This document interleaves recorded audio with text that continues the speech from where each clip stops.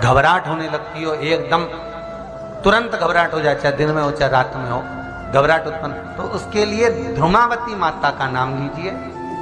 और ध्रुमावती माता के नाम से गुड़ की 7 आप टुकड़े कर लीजिए। गुड़ की जो बट्टी होती है उसके 7 टुकड़े कर लीजिए और ध्रुमावती माता के नाम से जहां पर गौरी और शंकर दोनों विराजमान हो, तो शंकर भगवान का जहां शिवलिंग हो और शिवलिंग के साथ में पार्वती जी शंकर के साथ नीचे ही बैठी हो, सामने दीवार पर या ऊंचाई पर नहीं। आपको पहले कहा था शंकर जी के शिवलिंग का आपको कई बार दर्शन कराया। एक विष्णु शिवलिंग होता है, एक डमरू जैसा शिवलिंग होता है जिसको बैठकर पूजा नहीं जाता, जिसको खड़े होकर जल चढ़ाया। एक शिवलिंग होता है जो जमीन पर ही रहता है, जिसको गौरी शंकर कहते हैं हमारा।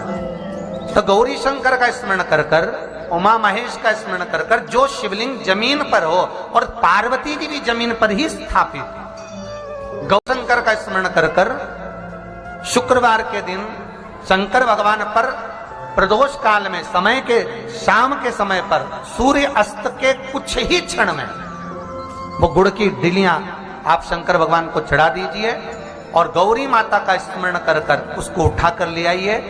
जिस दिन उठाकर लेकर आए, शनिवार, रविवार, सोमवार, मंगलवार, ऐसे 7 दिन लगातार